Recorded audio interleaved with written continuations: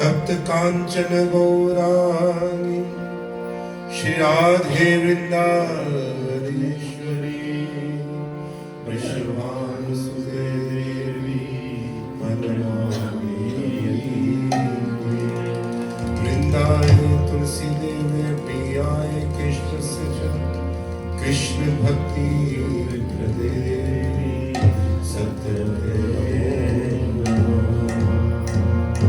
श्री कृष्ण चैतन्य प्रभु नित्यानंद श्री अद्वैत गदाधर श्रीवासादि गौर हरे कृष्णा कृष्ण कृष्ण हरे हरे हरे राम राम राम गुरु कृपा नहीं कोई साधन बल गुरु कृपा बिन नहीं कोई साधन बल नहीं मन भज अनुशन भज मन भज अनुशन गुरु कृपा बिन गुरु कृपा बिन नहीं कोई साधन बल नहीं कोई साधन बल भज मन अनुशन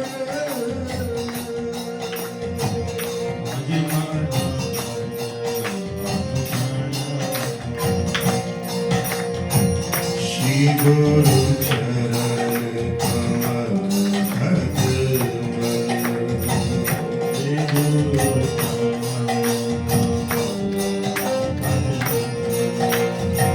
श्री गुरु चरण कमल भज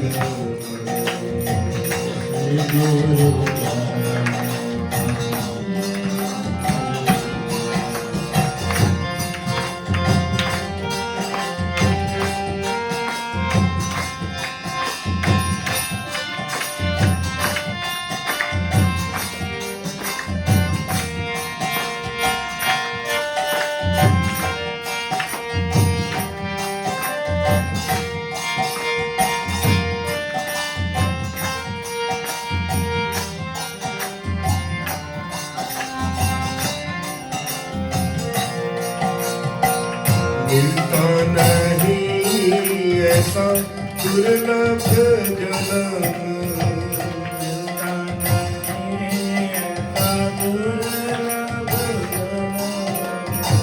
मिलता नहीं ऐसा दुर्लभ जन्म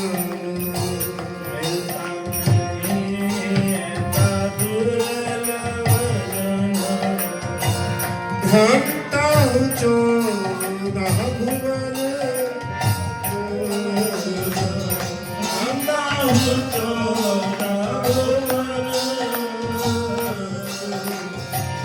भक्ता चोदह भुवन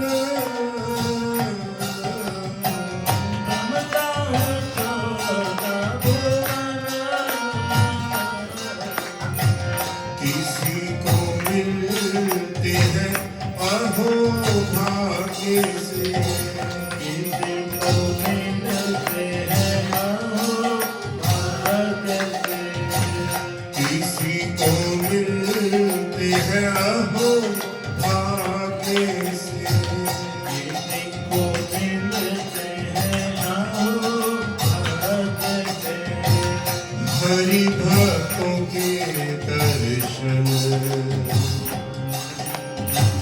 हरि भक्तों के दर्शन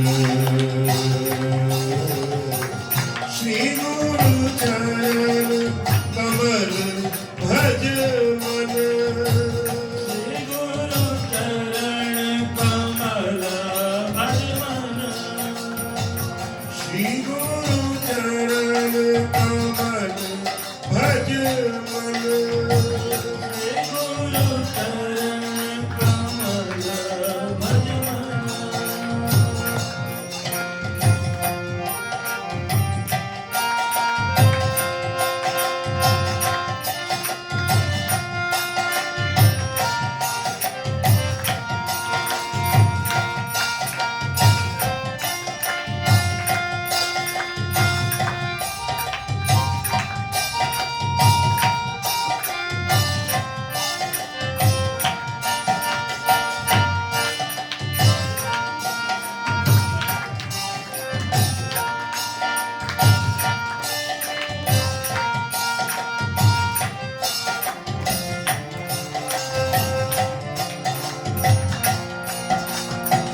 कृष्ण कृपा की आनंद मूर्ति, कृष्ण कृपा की आनंद मूर्ति। कहते हैं कि कृष्ण कृपा बिन मिले नहीं संता, और संत कृपा बिन मिले नहीं कृष्ण। जब कृष्ण की विशेष कृपा हो जाती है तब हमारे जीवन में संत आते हैं, गुरु आते हैं, और जब गुरुदेव की विशेष कृपा होती है तब हमें कृष्ण मिल जाते हैं। कृष्ण कृपा की आनंद मूर्ति, कृष्ण कृपा की आनंद मूर्ति। दीनन करुणा निधान, दीनन करुणा निधान। दीनन करुणा निधान, दीनन करुणा निधान। भक्ति भाव प्रेम तीनों प्रकाशत, भक्ति भाव प्रेम तीनों प्रकाश। भक्ति भाव प्रेम तीनों प्रकाशत, भक्ति भाव प्रेम तीनों प्रकाश। श्री गुरु पतित पावन, श्री गुरु पतित पावन, श्री गुरु चरण कमल भज मन, श्री गुरु चरण कमल भज मन। श्री गुरु चरण कमल भज मन, श्री गुरु चरण कमल भज मन।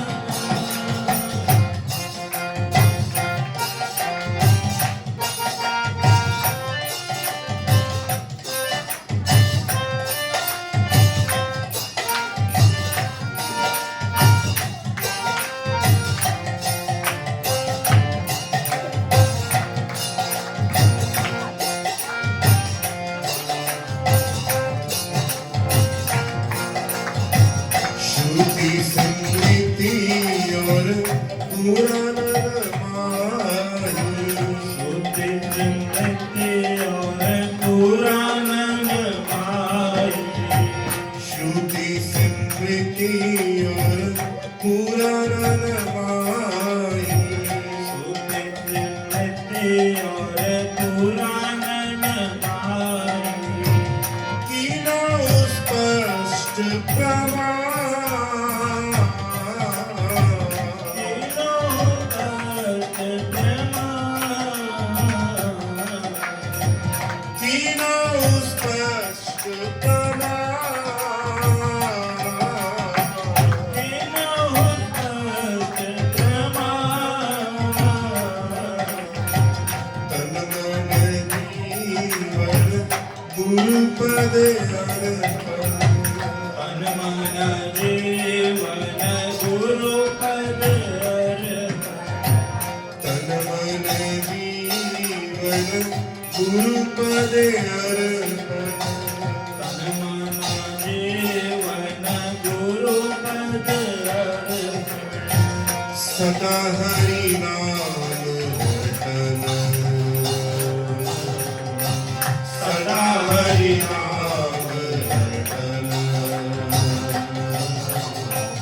श्री गुरु चरण कमल भज मन श्री गुरु चरण कमल भज मन श्री गुरु चरण कमल भज मन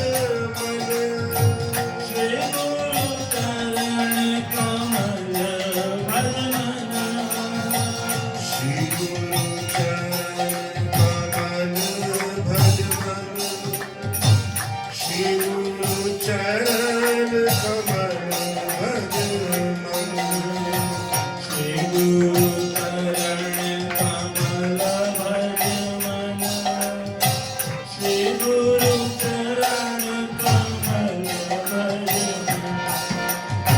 श्री गुरु चरण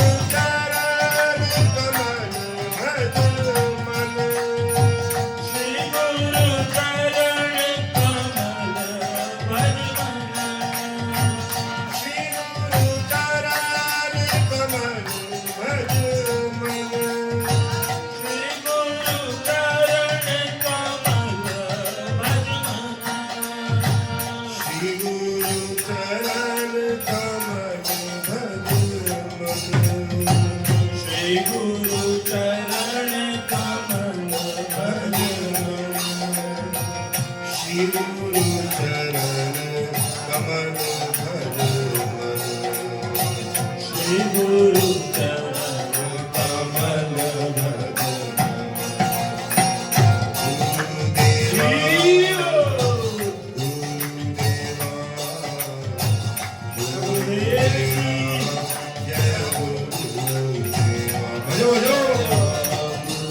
सभी गाइए बोलिए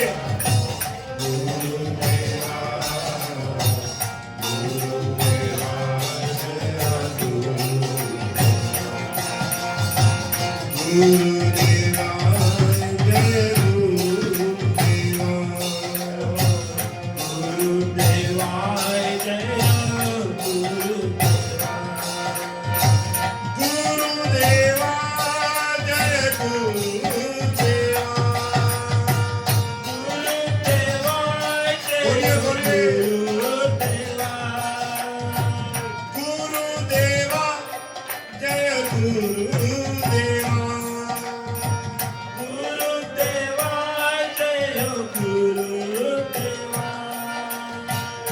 गुरुदेवा जय गुरुदेवा गुरुदेवा जय गुरुदेवा गुरुदेवाय जय गुरुदेवा गुरुदेवा जय गुरुदेवा गुरुदेवाय जय गुरुदेवा गुरुदेवा जय गुरुदेवा गुरुदेवा जय गुरुदेवा गुरुदेवा जय गुरुदेवा गुरुदेवाय जय गुरुदेवा गुरुदेवा जय गुरुदेवा गुरुदेवा जय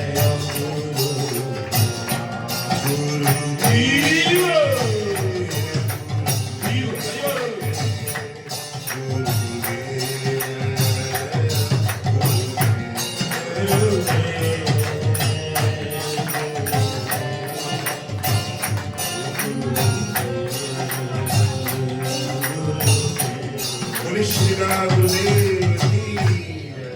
गुरुदेव की जय।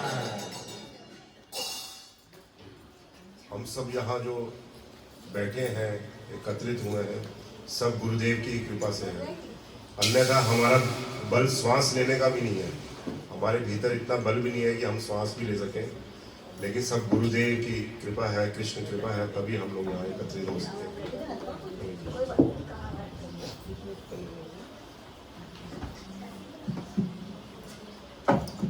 हरे कृष्णा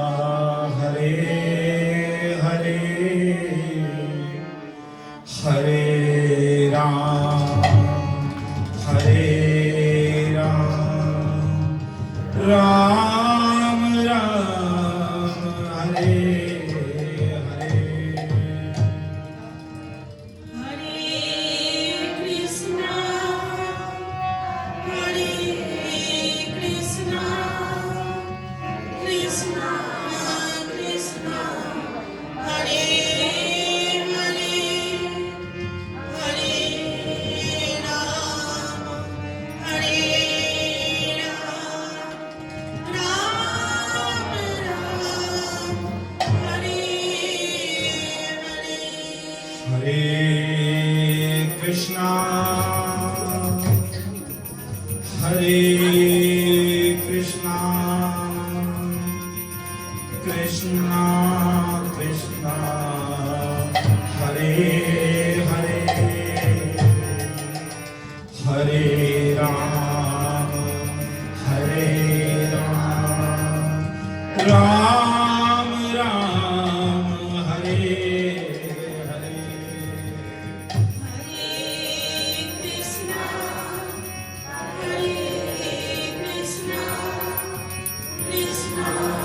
कृष्णा हरे हरे हरे राम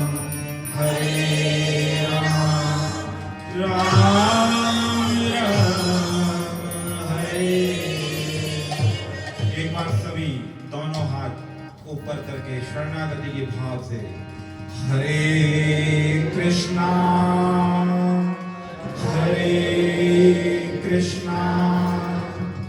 कृष्णा कृष्णा हरे हरे हरे राम राम राम हरे हरे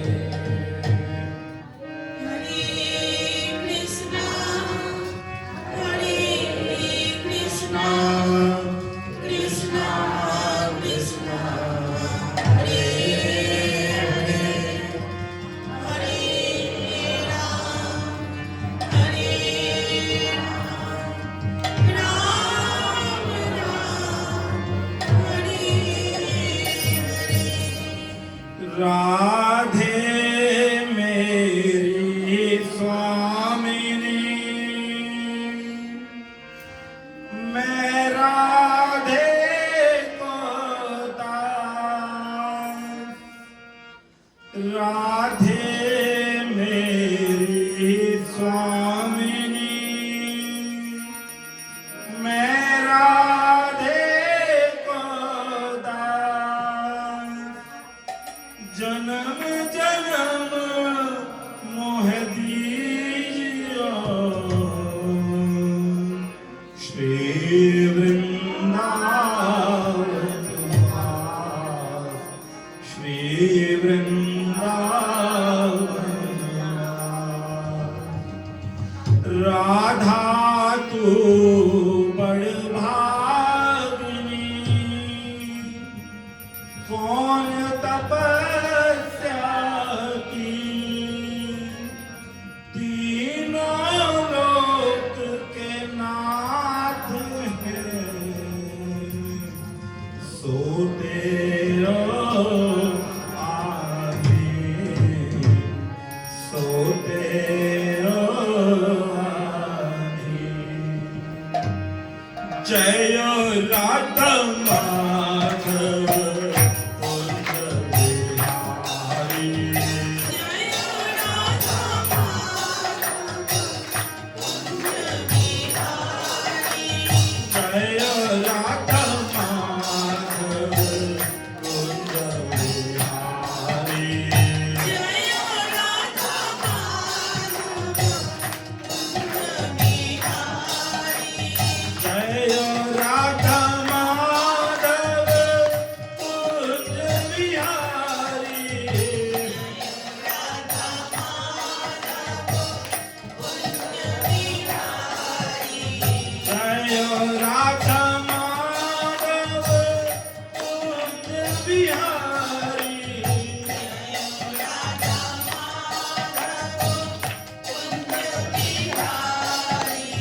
गोपी जन वल्लभ गिरधारी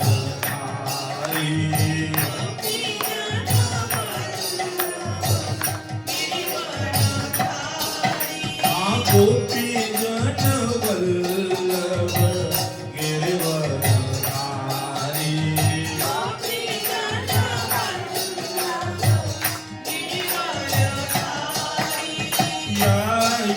यशोदानंदन ब्रज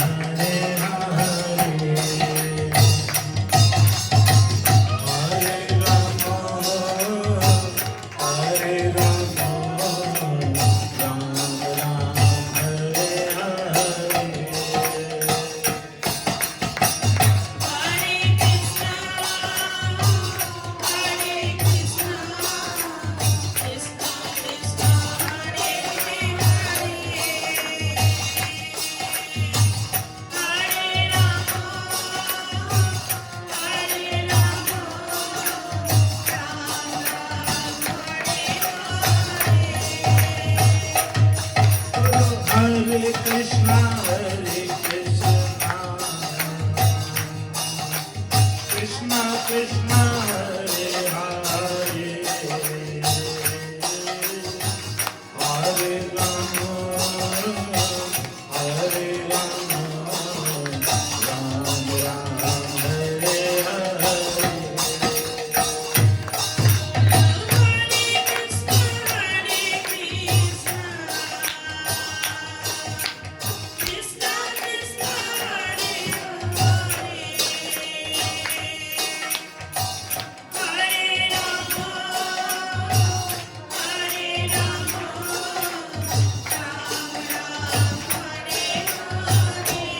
बोलो हरे कृष्णा कृष्णा कृष्णा हरे हरे हरे राम राम राम हरे हरे आओ आओ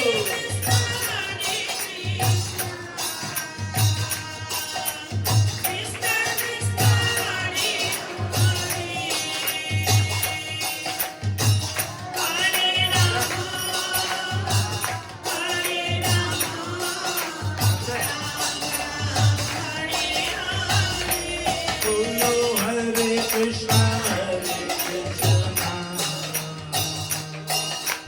Krishna Krishna Hare Hare Hare Ram Ram Ram Hare Hare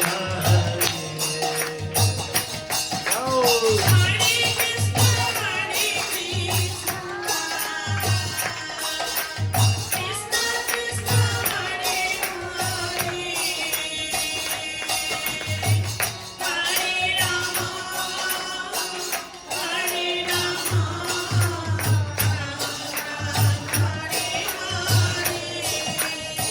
Hare Krishna Krishna Krishna Hare Hare Hare Ram Ram Ram Hare Hare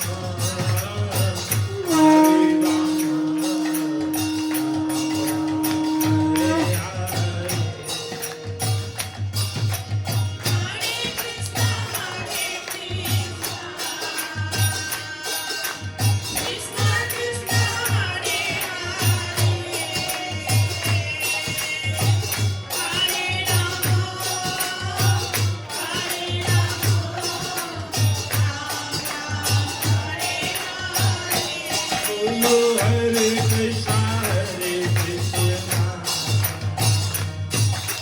Krishna Krishna Hare Hare Hare Ram Ram Hare Hare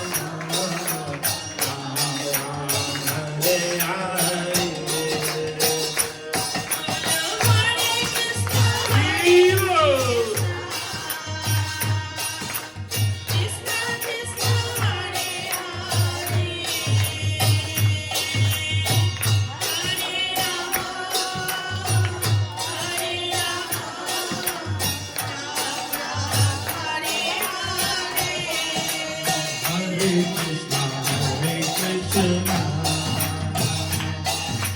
Krishna Krishna, Hare Hare.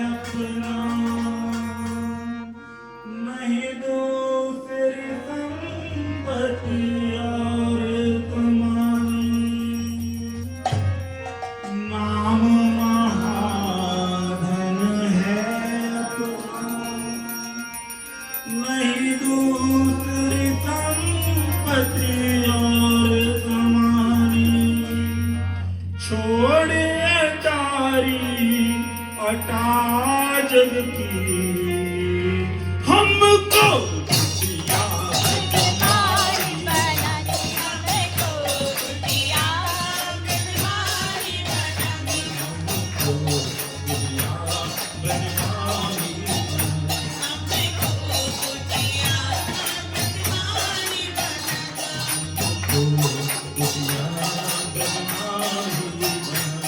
हमको कुटिया बीमारी बनाना सुख मिले रसिकों की सलाह और पीवन को यमुना जल पानी दुख मिले रसिकों की सलाह और पीवन को यमुना जल पानी हमें और की परवाह नहीं अपनी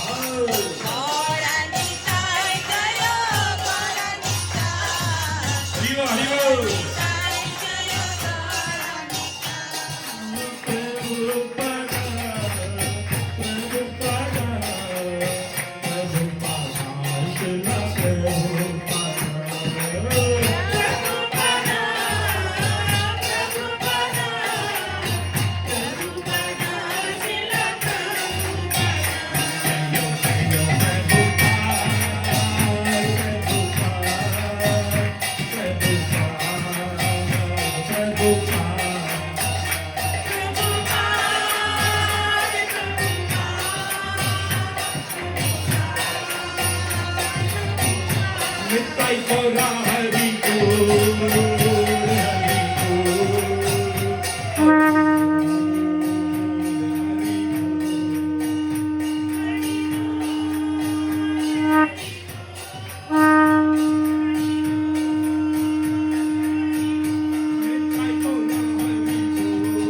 Thank you.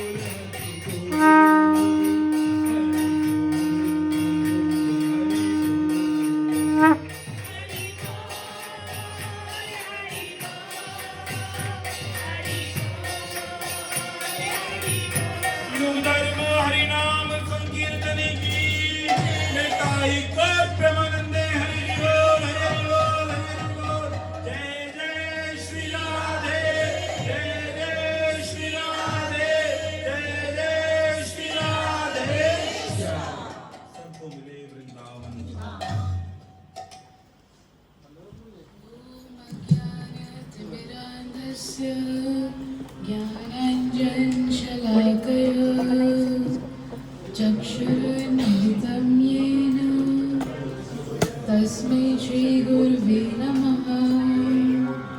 वाञ्छाकल्पतरुभ्यश्च कृपासिन्धुभ्य एव च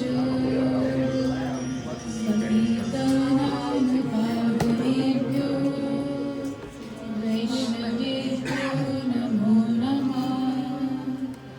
नारायणं नमस्कृत्य नरं चैव नरोत्तमं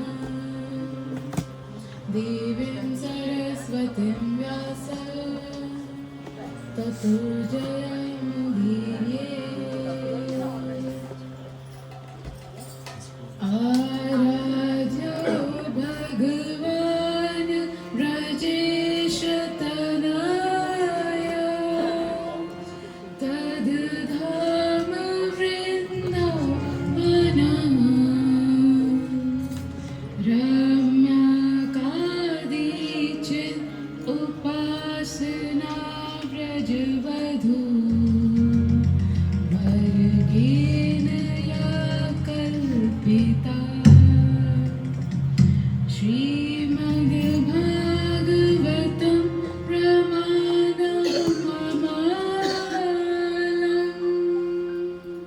प्रेमापुमार्थो महान् श्रीचैतन्यमहाप्रभु मतमिदं तत्रादरो नः पर वंशी विभूषितकरा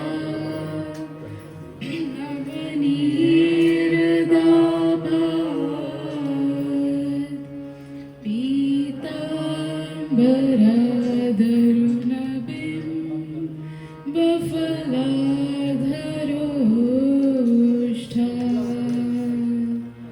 पूर्णेन्दु सुन्दरमुखाद् अरबिन्दुनेत्रा कृष्णात् परं किमपि तत्त्व अहं न जाने। परारविन्दे न पदारविन्दम्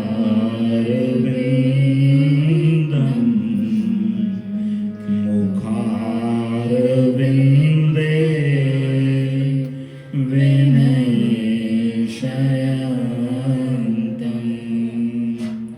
वटस्य पत्रस्य पुटे शयानम् बालं मुकुन्दं मनसा स्मरामि। ॐ नमो भगवते वासुदेवाय।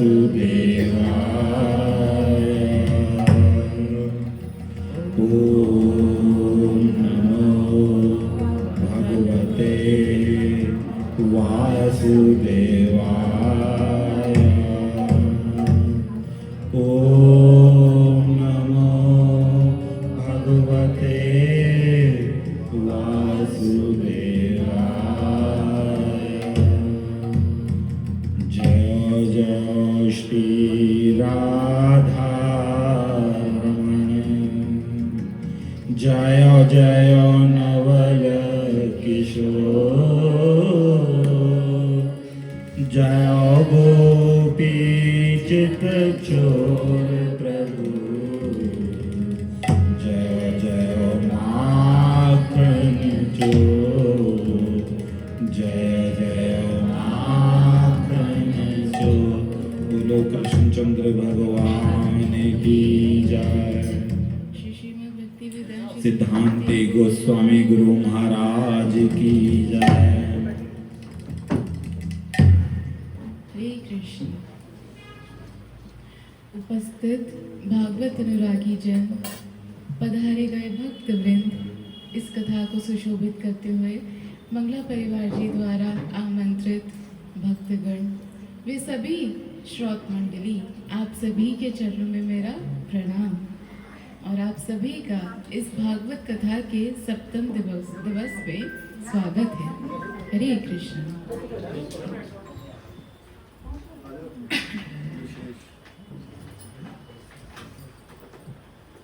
आज थोड़े से लोग ज़्यादा होंगे तो अभी से आगे आगे आ जाएं, ताकि बाद में ना फिर कथा में व्यवधान ना हो। हरे कृष्णा कृष्णा कृष्णा हरे हरे, हरे राम राम राम हरे। आज कुणाल यादव प्रभु आए हमारे, इनका स्वागत है महामंत्र से। हरे कृष्णा कृष्णा कृष्णा हरे हरे, हरे राम राम राम। उनकी बेटी भी आई है, परम सौभाग्य, जो इनका भी बहुत स्नेह है हमारे प्रति, जो इतनी दूर से भी ये आ गए। आप आगे आ जाइए प्रभु जी। हम विशेष धन्यवाद देते हैं बेटा इधर आ जाओ।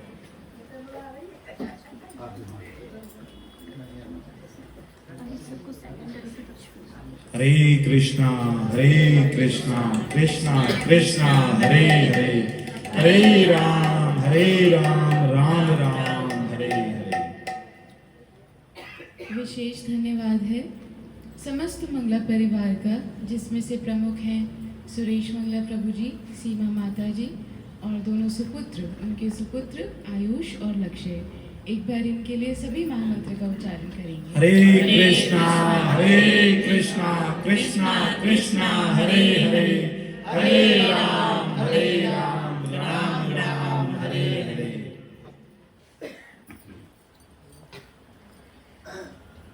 गृहस्थ धर्म का उपदेश बताते हुए नारद मुनि युधिष्ठिर जी को कहते हैं कि एक गृहस्थी का धर्म है, उसका कर्तव्य है कि वो अतिथि की सेवा करे, अतिथियों की सेवा करे और जितने भोग अर्जित होते हैं, एक गृहस्थी को जितने भोग अर्जित होते हैं वे दूसरों को बांटे और फिर उसका सेवन करें, फिर उसको भोगें। पहले उपभुंजान, पहले दूसरों को दे और फिर खुद लें। भागवत जी में कथा आई यज्ञ पत्नियों की, ब्राह्मण पत्नियों की। एक बार कृष्ण अपने सखाओं के साथ चले वन में विचरण कर रहे हैं। थोड़ा दिन का सा समय हो गया। कृष्ण के सारे सखा आए और कृष्ण क्या कहते हैं, ओ कृष्णा भूख लगी है बहुत तेज।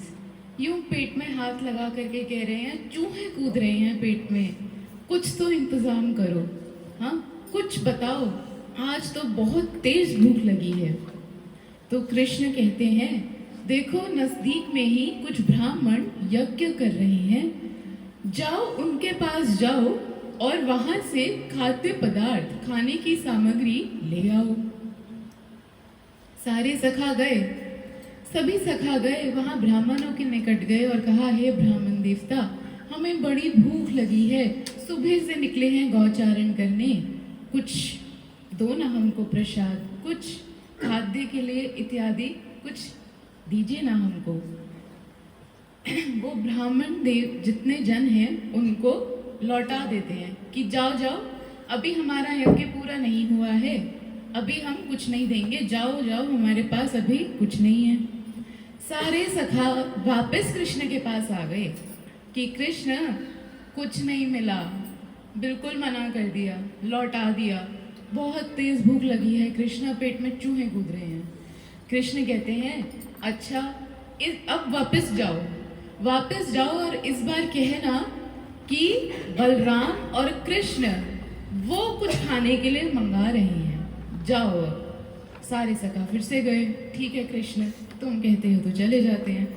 सारे सखा वापस गए, फिर से ब्राह्मणों के निकट गए, उन्होंने कहा, नहीं अभी समझाया था ना तुमको, नहीं, परंतु ये जो ब्राह्मण पत्नियां थी, यज्ञ पत्नियां, इनके कानों में बात पड़ गई कि ग्वाले आए हैं और कह रहे हैं कृष्ण और बलराम को उनको कुछ खाने को चाहिए।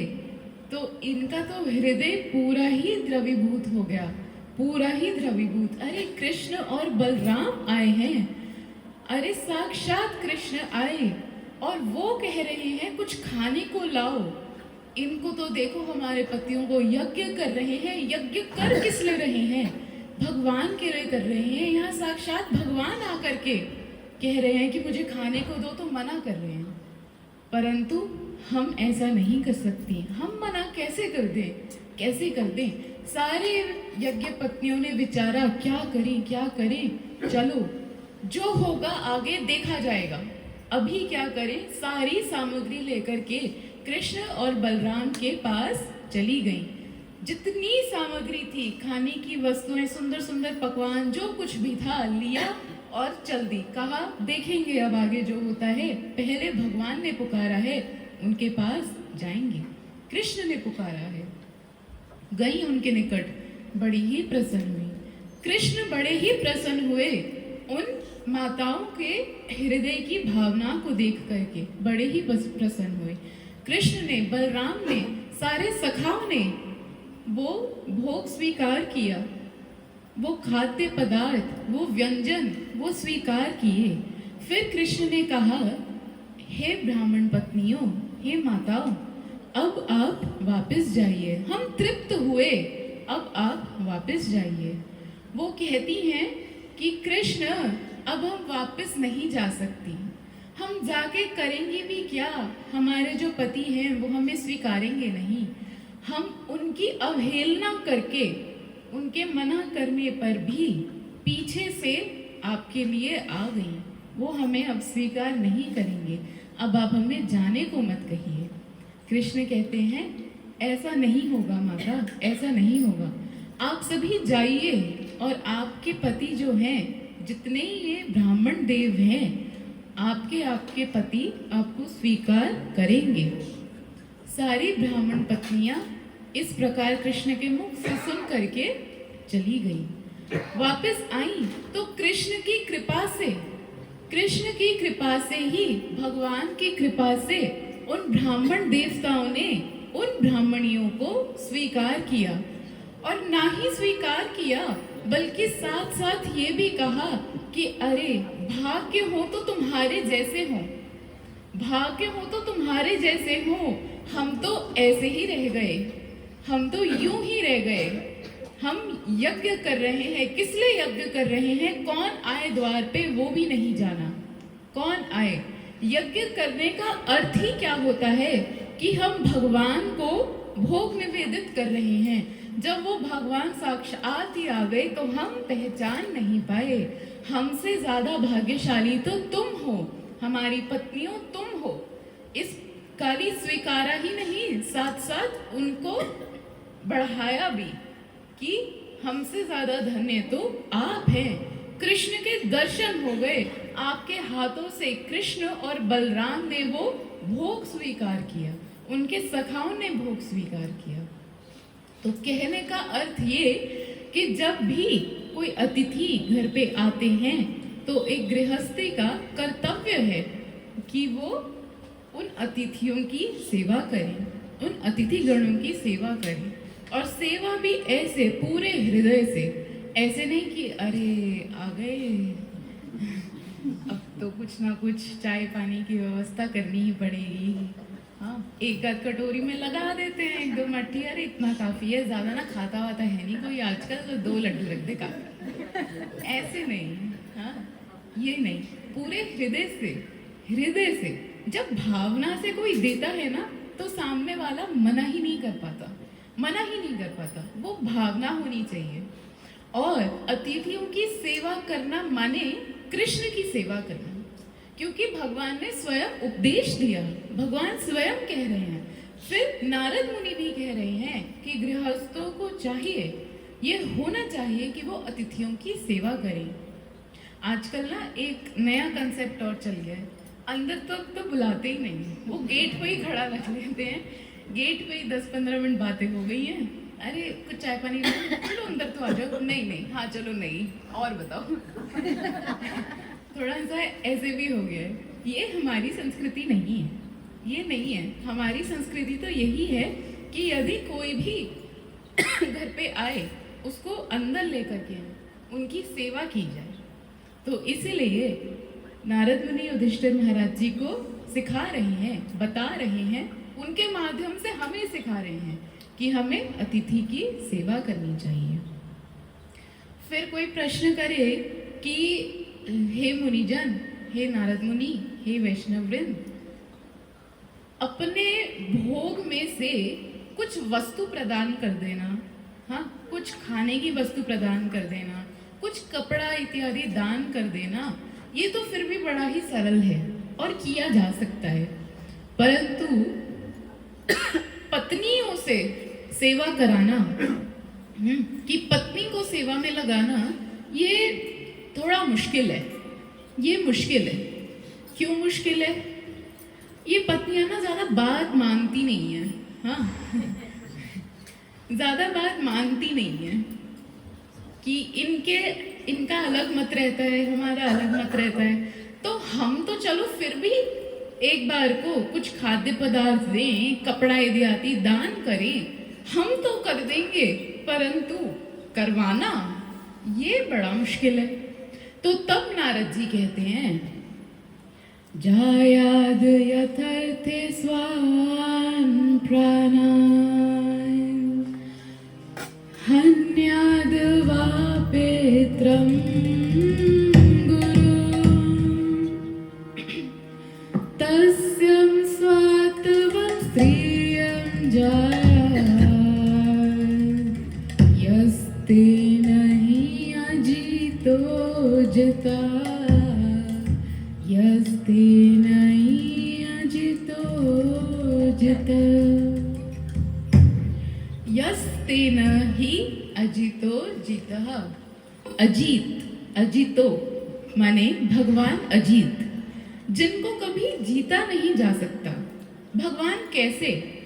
जो कभी युद्ध करे तो हारे ना, जो कभी नहीं हारते, जिनको कोई जीत नहीं सकता, जो सबसे आगे रहते हैं, उनसे आगे कोई नहीं निकल पाता, इसलिए उनका एक नाम हुआ अजीत। जीतः माने कि जीत लेंगे। ये गृहस्थ, वो जो अजीत भगवान है, उनको भी जीत लेंगे। पर कैसे? कह रहे हैं, जाया यथ अर्थे स्वान प्राणान। जाया माने पत्नी। एक गृहस्थी में एक पति को अपनी पत्नी अपने प्राणों से भी ज्यादा प्यारी होती है। जो स्त्री है वो प्राण से भी ज्यादा प्यारी होती है। नारद मुनि कह रहे हैं, अपने प्राणों को भी एक बार को वो पति या वो नर पुरुष छोड़ दे, पर इस संसार का जो पुरुष है उसको अपनी पति, उसको स्त्री अपने प्राणों से भी ज्यादा प्यारी है। कह रहे हैं, हन्याद वा पितरम गुरु। हन्याद वा माने मार दे, मार दे माने उस स्त्री के लिए अपने पितरम, पिता को भी मार दे, अपने गुरु को भी मार दे। इतनी आसक्ति होती है, इतनी आसक्ति होती है कि अपने पिता को भी, अपने गुरु, जब विवाह होता है तो अपने माता पिता को छोड़ देते हैं, वो स्त्री में आसक्ति के कारण। माता पिता बड़ा करते हैं अपने पुत्र। ये ना दोनों तरफ से है, केवल ऐसा नहीं कि पति का सिर्फ पत्नी के लिए, दोनों तरफ से है। पत्नी का भी पति की ये जो आसक्ति है ना, परस्पर आसक्ति, पति की पत्नी में और पत्नी की पति में, ये ऐसी बताई गई कि अपने प्राणों से भी ज्यादा किसी को भी छोड़ दें, इनके लिए किसी को भी छोड़ दें। अपने माता पिता जिन्होंने पाल पोस करके इतना बड़ा किया, सारे संस्कार दिए, सब कुछ पढ़ाया लिखाया, सब कुछ किया, वो पुत्र फिर विवाह करते हैं। विवाह करते हैं, कुछ ही समय बाद पत्नी कहती है कि देखो मेरे विचार अलग हैं, तुम्हारे माता पिता के विचार अलग हैं, मैं ना ज्यादा नहीं रह पाऊंगी साथ में, हाँ नहीं रह पाऊंगी, चलो अलग चलते हैं। तब चॉइस होती है, पुरुष के पास चॉइस होती है, पर क्या होता है कि भाई अपनी पत्नी को ही संभाल लो जरा, हाँ, माता पिता को ही समझा लो कि नहीं रहा जा रहा, आप अलग रहिए, हम अलग रह लेते हैं, इस प्रकार होता है। तो कह रहे हैं कि जन याद कि ये जो जाया है, यानी ये जो पत्नी है, अपने प्राणों से भी प्यारी है, अपने प्राणों से भी प्यारी है। इतनी आसक्ति है, इतनी आसक्ति है इस स्त्री में। एक उदाहरण देते हैं, जैसे जेल में किसी कैदी को डाल दें, किसी कैदी को जेल में डाल दिया, वहां पे उसको हथकड़ी से बांध दिया, बंधन है, सब बंद कर रखा है, सब कुछ कर रखा है। एक जेल का कैदी वो बंधन भी तोड़ सकता है, वो बंधन भी वो तोड़ सकता है, वो हथकड़ियां भी तोड़ करके वहां से भाग सकता है। परंतु ये जो आसक्ति है ना, पति की पत्नी में, पत्नी की पति में, ये इतनी घनिष्ठ है कि ये वाला बंधन नहीं टूटता, ये वाला बंधन नहीं टूटता। गरुड़ जी काकभूषणी जी से कह रहे हैं, पूछ रहे हैं कि हे काकभूषणी जी, हमको बताइए कि कलयुग कैसा होगा, कलयुग कैसा होगा। अरे ये कलयुग ऐसा होगा, हाँ, ये कलयुग ऐसा होगा जब एक संतान अपने माता पिता को छोड़ करके चले जाएंगे। ये कलयुग ऐसा होगा, अपने माता पिता को छोड़ करके जाते हैं, उनकी सेवा नहीं कर पाते, नहीं कर पाते। क्यों? आसक्ति, इतनी आसक्ति स्त्री में।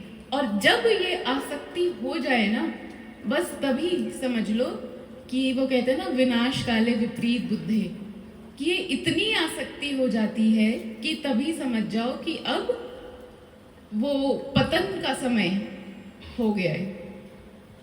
इसलिए काकभूषणी जी गरुड़ जी से कहते हैं, नारी बेबस नर सकल गोसाई, नारी बेबस नर सकल गोसाई, नारी बेबस नर सकल गोसाई, नारी बेबस नर सकल गोसाई, नाचही नर मुत रटकी नाई, नाचही नर मरकट की दाई, नाचही नर मरकट की नाई, नारी विवश नर सकल गोसाई,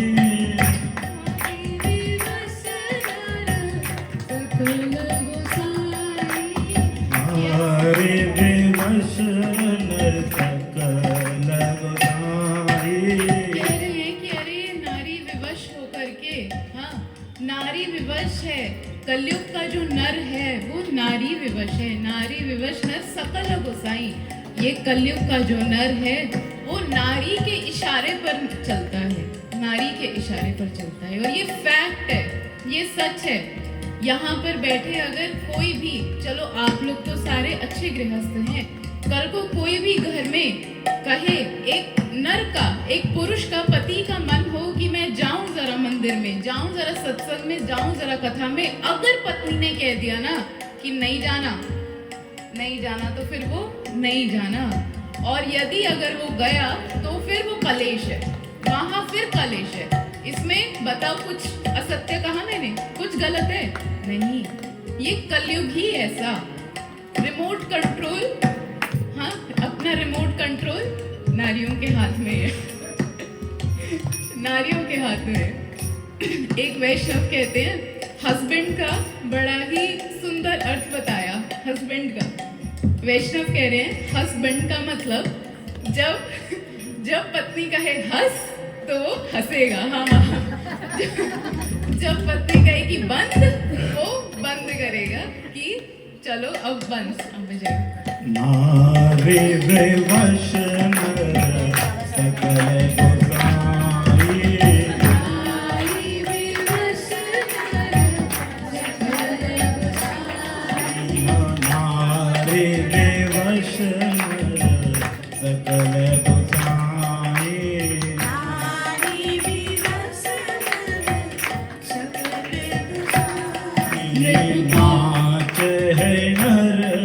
मरकट की नाही।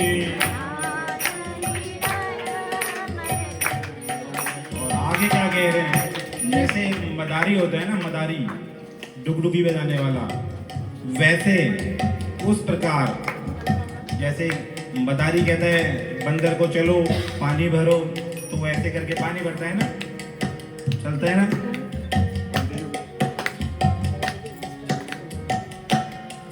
नृप पाप परायण धर्म नहीं, नृप पाप परायण धर्म नहीं, नृप पाप परायण धर्म नहीं, नृप पाप परायण धर्म नहीं, नृप पाप परायण धर्म नहीं, करि दंड विदंड प्रदान करी। दंड दंड प्रदान कलिकाल विहाल किए मनुजा, कलिकाल बिहाल किए मनुजा, कलिकाल विहाल किए मनुजा, नहीं मानत को मनुजा तनुजा, हाल में तनुजा, नहीं मानत को मनुजा तनुजा। नहीं मानत को नहीं तनुजा।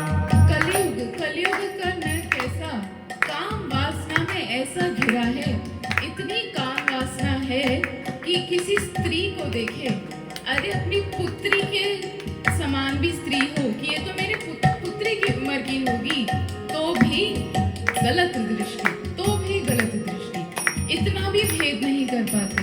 जो नर, जो ये कलयुग के नर काम वासना में घिर जाते हैं। कलयुग के नर स्त्रियों पर गलत दृष्टि, कुदृष्टि रखते हैं। ये कलयुग, ऐसा कलयुग काकभूषण जी बता रहे हैं। ससुराल प्यारी लगी जब से, और जब विवाह हो जाए, हाँ, जब विवाह हो जाए तो ससुराल प्यारी लगी जब से, रिप रूप कुटुंब भयो तब से, ससुराल प्यारी लगी जब से, ससुराल प्यारी लगी जब से, रिप रूप कुटुंब भयो तब से, रिप रूप कुटुंब भयो तब से। और जब विवाह हो जाता है तो अब क्या होता है कि अब ससुराल ही प्यारा लगता है। और जब ये ससुराल प्यारा लगने लगता है ना, तो जो अपना कुटुंब है वो शत्रु के समान लगता है, वो शत्रु समान लगता है। ससुराल प्यारी लगी जब से, ससुराल प्यारी लगी जब से, रिप रूप कुटुंब भयो तब से, रूप कुटुंब भयो तब से।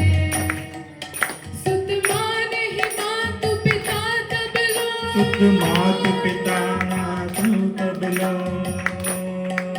सुत मान ही मातु पिता तब लो, अब आनंद की नहीं जब लो, अब आनंद की नहीं जब लो।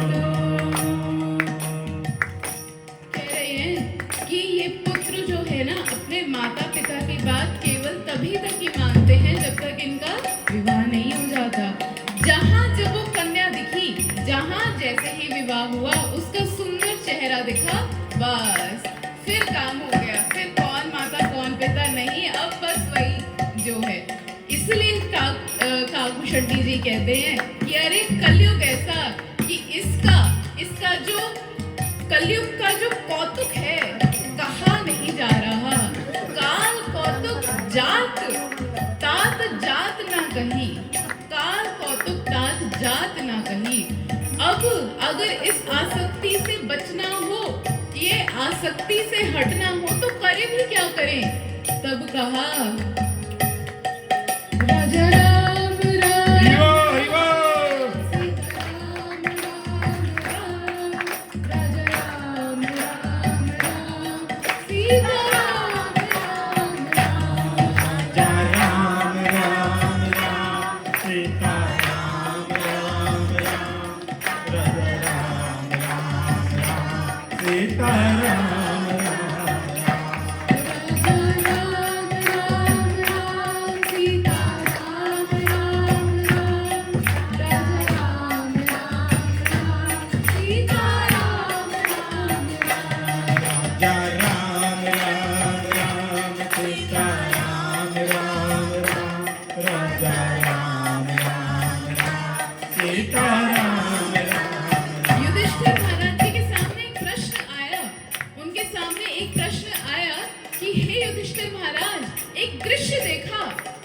दृश्य? अरे महाराज, एक बड़ा मटका था, उसमें खूब सारा जल, उसके सामने 5 छोटे मटके लगा दिए, उस बड़े घड़े से 5 छोटे मटके भर गए, और फिर जब वो बड़ा मटका खाली हुआ और उस 5 छोटे मटकों से वापस उस बड़े घड़े में पानी डालने लगे तो वो घड़ा आधा भी नहीं भरा, आधा भी नहीं भरा। ये कैसा दृश्य युधिष्ठिर महाराज, ये कैसा दृश्य? तब युधिष्ठिर महाराज ने कहा कि ये कलयुग की निशानी है, ये कलयुग की निशानी है कि एक माता पिता अपने 5 पुत्रों का, 5 संतानों का लालन पालन पूरी तरह से कर देंगे, बहुत अच्छी तरह से कर देंगे, परंतु वो 5 संतान मिलके अपने एक माता पिता का पूर्ति नहीं कर पाएंगे, उनका लालन पालन नहीं कर पाएंगे। तो अरे इस कलयुग से बचना हो तो क्या करो? राम राम राम सीता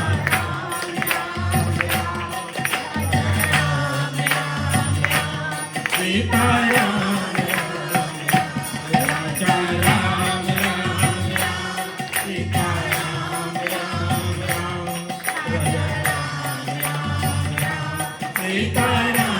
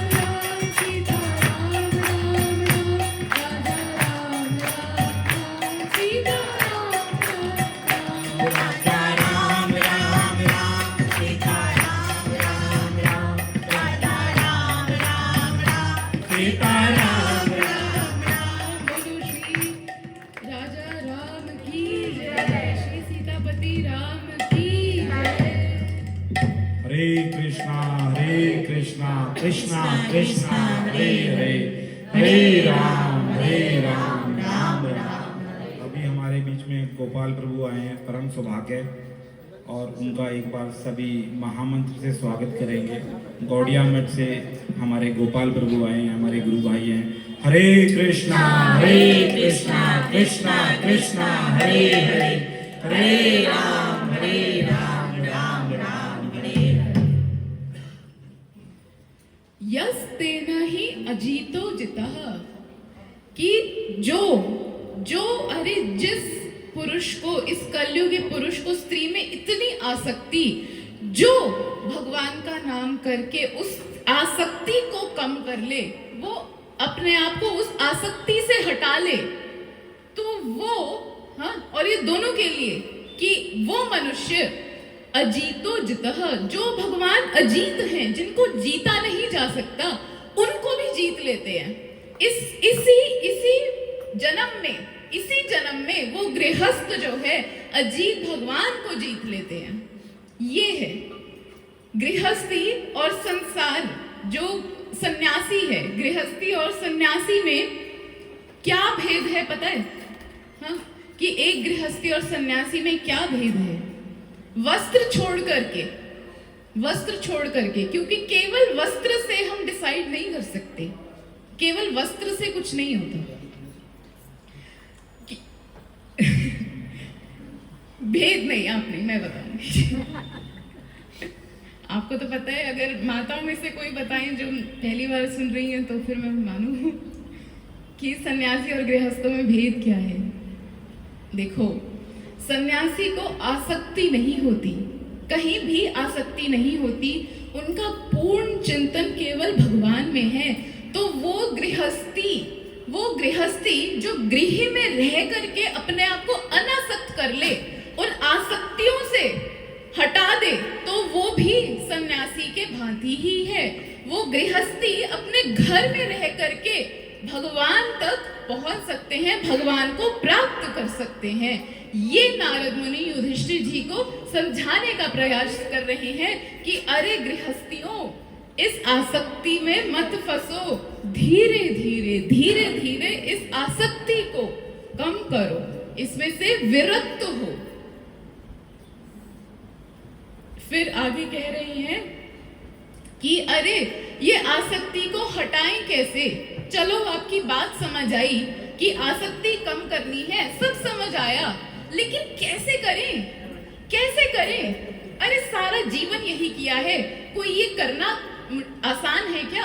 हाँ, आसक्ति हटाना कोई आसान है? अरे बिल्कुल आसान नहीं है।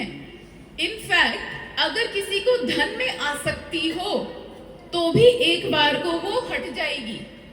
किसी को गेह में, परिवार जनों में आसक्ति हो तो भी एक बार को हट जाएगी। पर जिसको स्त्री में आसक्ति हो वो इतनी आसानी से नहीं हटती, नहीं हटती।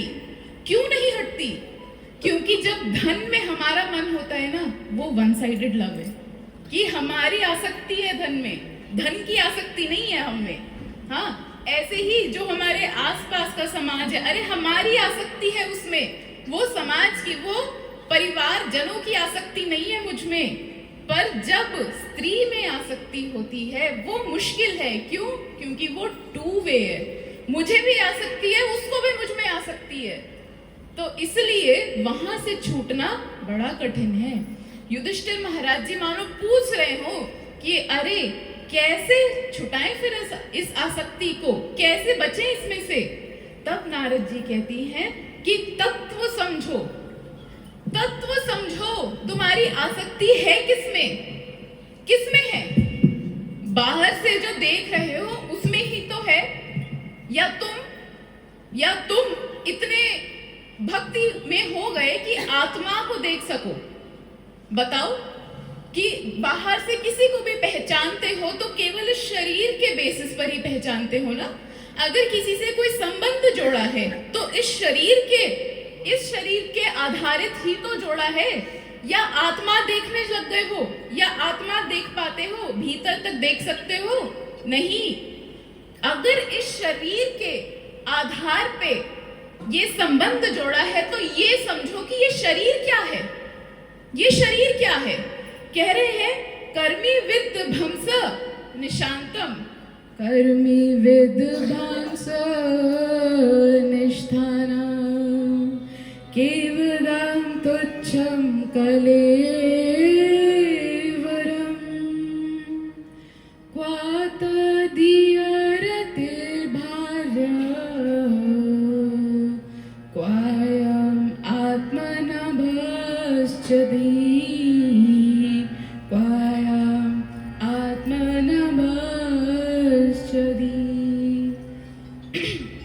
ये शरीर है क्या? अरे इसकी गति क्या है? किर्मी, हाँ, किर्मी माने कीड़ा। यदि अगर इस शरीर को हम दफना दें तो क्या होगा? कीड़े, किर्मी, कीड़े इसे खाएंगे। यदि अगर इस शरीर को जंगल में फेंक दें, हाँ, जंगल में फेंक दें तो क्या? विद माने विष्टा, तो ये जो चील गिद्ध हैं ये सब आएंगे, ये शरीर को खाएंगे और उसको विष्टा में यानी कि मल में परिवर्तित कर देंगे। और यदि अगर इस शरीर को जलाएंगे, शमशान में ले जाकर के जलाएंगे तो क्या होगा? ये शरीर राख, भस्म हो जाएगा। ये है ये शरीर, ये है इस शरीर की गति। फिर उनसे प्रश्न किया, अरे या हम में से कोई प्रश्न करने लगे कि अरे ये तो आपने मरने की बात की है, हाँ, ये तो मरने के बाद की गति है शरीर की, जीते जी का क्या? जब जीवन है इसमें तब का क्या? तब नारद मुनि कहते हैं कि तो समझो ये शरीर क्या है।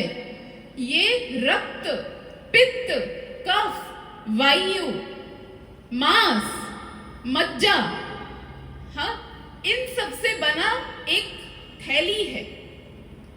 ये एक थैली है जिसके अंदर ये सब कुछ भरा पड़ा है और ब्रह्मा जी ने उसके ऊपर एक सुंदर सा परत चढ़ा दिया है जिसको देख करके लगता है आहा क्या सुंदर देह है, क्या सुंदर है। हाँ, इनका चमड़ा तो देखो कितना सुंदर है, कितना सुंदर।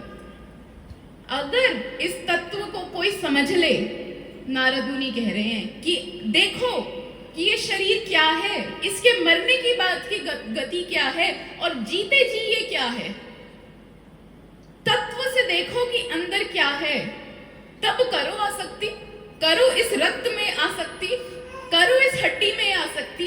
क्यों नहीं करते, क्यों नहीं करते? आसक्ति वही होती है जब बाहर से वो दिख रहा होता है, और वो है क्या? वो केवल ब्रह्मा जी ने एक स्किन हमको ऐसी दे दी है कि जिससे लगता है कि ओहो कितने सुंदर। एक बार एक राजा उसने वो गांव में गया, गांव में देखा कि एक सुंदर, बड़ी ही सुंदर स्त्री थी जो कि विधवा हो गई थी। वो अपने थोड़ी कम आयु में ही विधवा हो गई थी, बड़ी सुंदर थी, बड़ी सुंदर।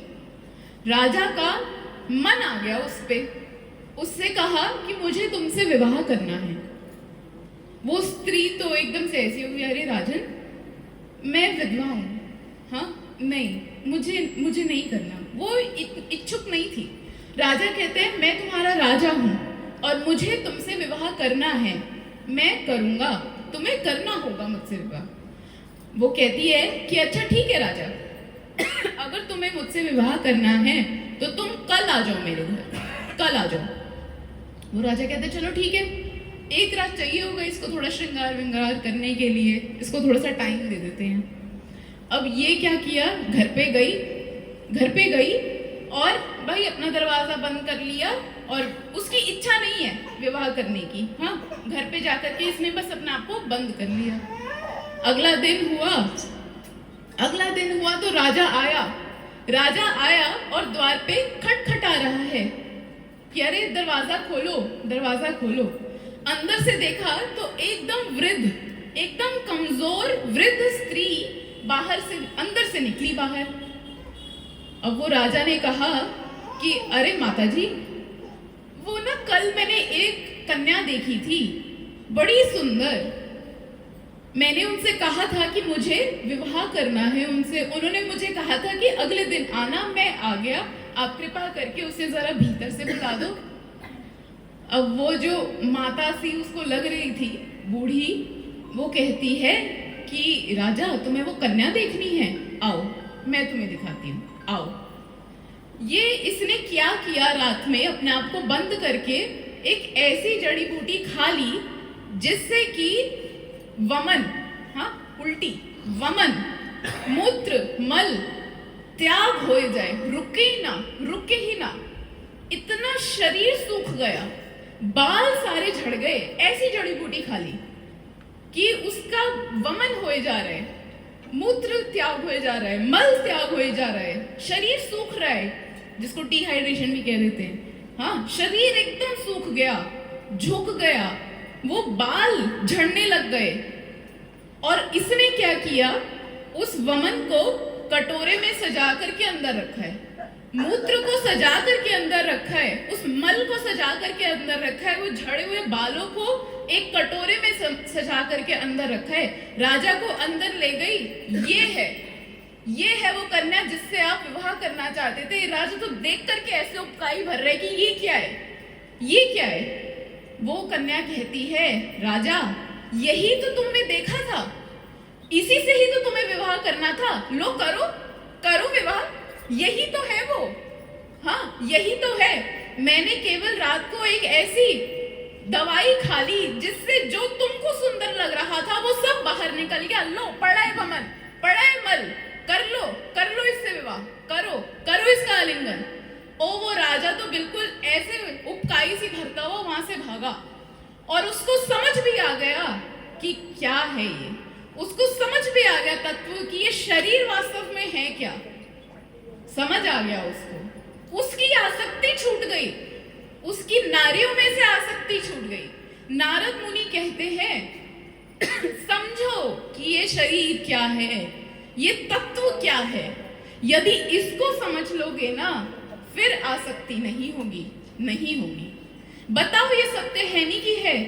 अंदर से ये शरीर गंदा है, अंदर से ये वास्तव में गंदा है। मरने के बाद अगर किसी का पोस्टमार्टम भी होता है ना, आप वो देख नहीं सकते। अंदर कुछ नहीं है, केवल पित्त, रक्त, कफ, मांस, इस सब से ये सब है शरीर में। और क्या करते हैं हम? इसमें आसक्ति लगाते हैं, इसमें आसक्ति। मेरे शरीर में भी आसक्ति, मेरी पत्नी में भी आसक्ति, मेरे पति में भी आसक्ति, शरीर में आसक्ति, शरीर में। नारद मुनि कहते हैं समझो इस तत्व को, समझो कि क्या है ये, कि शरीर की वास्तविकता क्या है। और साथ साथ फिर ये भी समझा रहे हैं, हाँ, साथ साथ ये भी समझा रहे हैं कि आत्मा क्या है। एक तरफ तो शरीर बता रहे हैं कि शरीर क्या है, दूसरी ओर आत्मा क्या है ये भी बता रहे हैं कि आत्मा कैसी है। जैसे आकाश है ना सर्वव्यापी, आकाश जिस प्रकार सर्वव्यापी है वैसे ये आत्मा सर्वव्यापी है, वैसे आत्मा सर्वव्यापी। भगवान का अंश है, जैसे भगवान चिन्मय वैसे ये आत्मा चिन्मय, भगवान का अंश है। अरे आत्मा पवित्र, आत्मा इतनी पवित्र, ये शरीर अपवित्र, ये हर दशा से अपवित्र। परंतु फिर भी हम क्या कर जाते हैं? इस शरीर के चक्कर में, इस शरीर के चक्कर में अपने आत्मा को भी ले मरते हैं। ये शरीर को, इस शरीर के आसक्ति के चक्कर में अपने आत्मा का भी, हाँ, अपने आत्मा का भी स्तर गिरा देते हैं। ये करते हैं हम। तो नारद मुनि कहते हैं अरे आसक्ति नहीं जाती तो समझो इस तत्व को, समझो इस तत्व को। एक बार एक छोटा सा कीर्तन कर ले क्या, 5-10 मिनट, फिर आगे कथा देखते हैं। हरे कृष्णा कृष्णा कृष्णा हरे हरे, हरे राम राम राम हरे हरे। यहाँ पे पिछले 6 दिन से भागवत सप्ताह चल रहा है, आज 7वां दिन है। किसी को भी पता है क्यों हो रहा है यहाँ पे भागवत सप्ताह? नहीं बताना किसी को भी? आपको तो पता होगा, आप तो बड़े हो। नहीं, आज हमारे मंगला माता जी और सुरेश मंगला प्रभु जी का विवाह का वर्षगांठ है।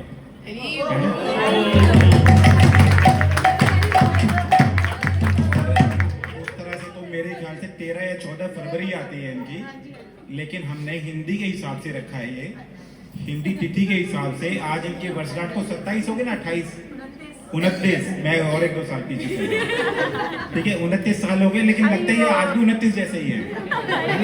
कुल आयु इनकी 29 जैसी लगती नहीं है अभी दोनों की, लेकिन 29 साल इनके विवाह को भी हो गए। तो माता जी को मैंने देखा मेहंदी लगाई है आज इन्होंने, तो फिर पता लगा कि आज तो इनका विवाह का वर्षगांठ है, 29वां वर्षगांठ।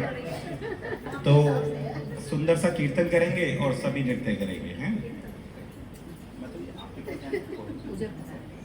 आओ मेरी सखियों मुझे मेहंदी लगा दो, आओ मेरी सखियों मुझे मेहंदी लगा दो, मेहंदी लगा दो मुझे सुंदर सजा दो, मेहंदी लगा दो मुझे सुंदर सजा दो, मुझे श्याम सुंदर की दुल्हन बना दो, मुझे श्याम सुंदर की दुल्हन बना दो। आओ मेरी सखियों मुझे मेहंदी लगा दो, आओ मेरी सखियों मुझे मेहंदी लगा दो, मेहंदी लगा दो मुझे सुंदर सजा दो, मेहंदी लगा दो मुझे सुंदर सजा दो, मुझे श्याम सुंदर की दुल्हन बना दो, मुझे श्याम सुंदर की दुल्हन बना दो, मुझे श्याम सुंदर की दुल्हन बना दो, मुझे श्याम सुंदर की दुल्हन बना दो, मुझे श्याम सुंदर की दुल्हन बना दो, मुझे श्याम सुंदर की दुल्हन बना दो। सत्संग में मेरी बात चलाई, सत्संग में मेरी बातें चलाई,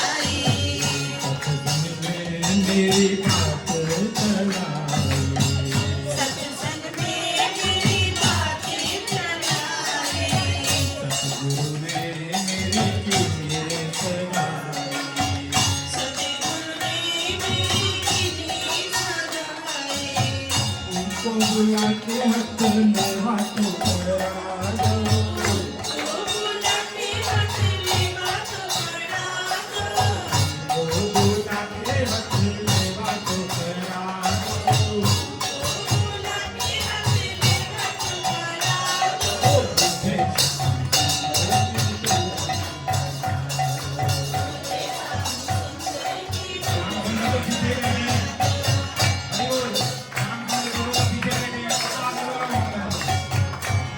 मुझे श्याम सुंदर की दुल्हन बना दो मुझे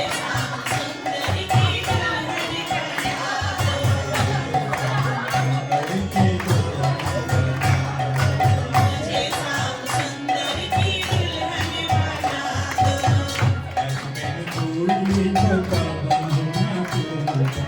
ऐसी पहनी चूड़ी जो बदलू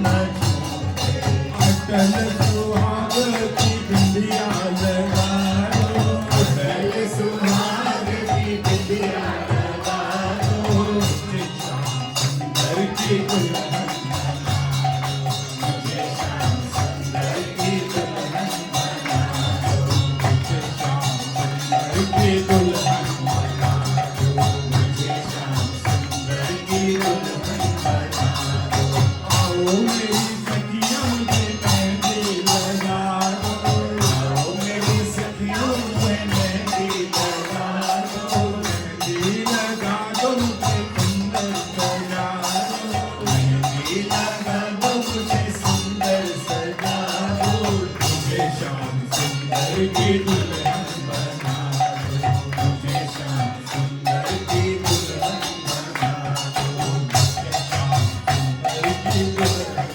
बना दो मुझे श्याम सुंदर की दुल्हन बना दो सुरमा में आँख में लगाओगे भक्ति का सुरमा में आँख में लगाओगे भक्ति का सुरमा में आँख में लगाओगे भक्ति का सुरमा में आँख में लगाओगे नाता तोड़ उनकी हो जाऊंगी दुनिया से नाता तोड़ उनकी हो जाऊंगी सतगुरु को बुला के कोई फेरे तो करा दो सतगुरु को बुला के फेरे तो करा दो मुझे श्याम सुंदर की दुल्हन बना दो मुझे श्याम सुंदर की दुल्हन बना दो मुझे श्याम सुंदर की दुल्हन बना दो मुझे श्याम सुंदर की दुल्हन बना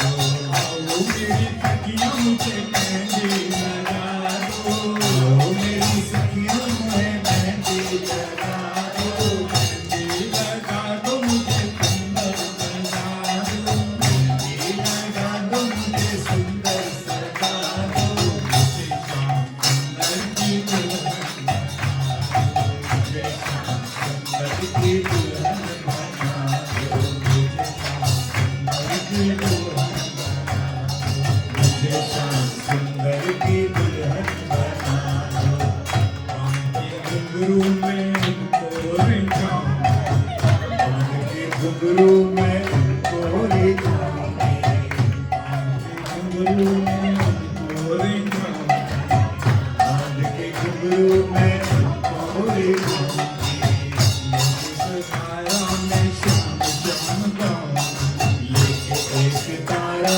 में श्याम श्याम गाऊंगी सतगुरु को बुला के कोई विदा तो करा दो गुरु को बुला के विदा तो करा दो मुझे श्याम सुंदर की दुल्हन बना दो मुझे श्याम सुंदर की दुल्हन बना दो मुझे श्याम सुंदर की मुझे श्याम सुंदर की दुल्हन बना दो मेरी सखियों मुझे मेहंदी लगा दो मेरी सखियों मुझे मेहंदी लगा दो मेहंदी लगा दो मुझे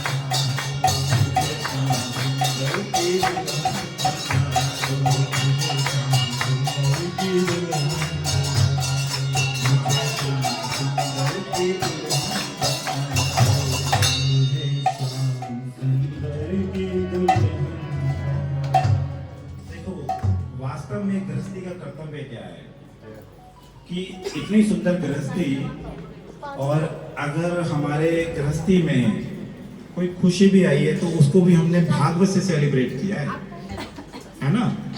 इतना सुंदर भाव। मैं जब प्रभु जी के पास आया, माता जी के पास आया, तो इन्होंने कहा हाँ हमारे घर में भागवत कर दो, ये हमारा बहुत परम सौभाग्य है।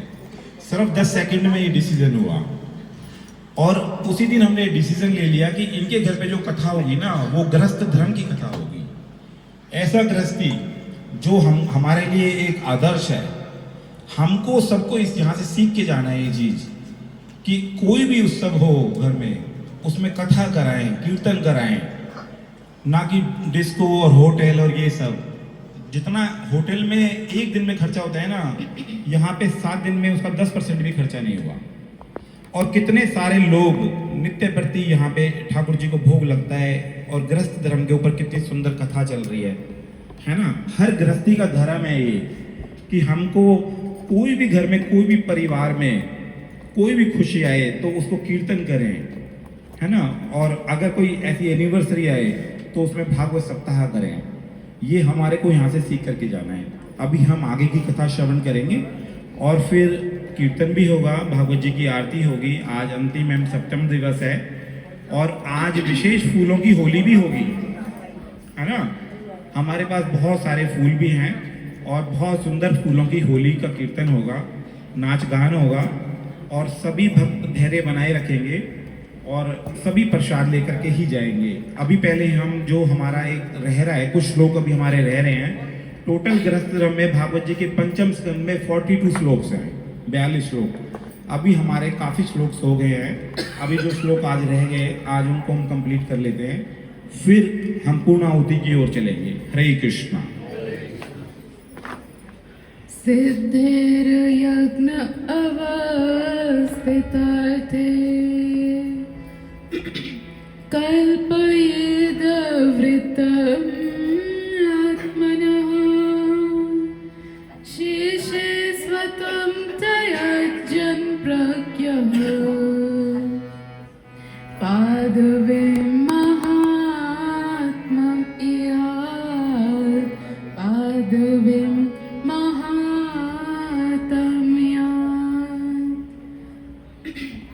कह रहे हैं नारद जी कि जो वस्तु आई है उसे भगवान को अर्पण करके फिर ग्रहण करना है। जो बचा है उसको ग्रहण करना है। जो बचा, ऐसा नहीं कि पहले, कल भी हमने इस पे थोड़ा सा श्रवण किया था कि पहले अपना ले लिया, लास्ट में 2 रोटी बची, चल दे देते हैं किसी को। नहीं, जो अर्पण किया है वो पहले तो भगवान को देना है, भगवान को देने के बाद और बांटना है, और फिर स्वयं उसको भोगना है।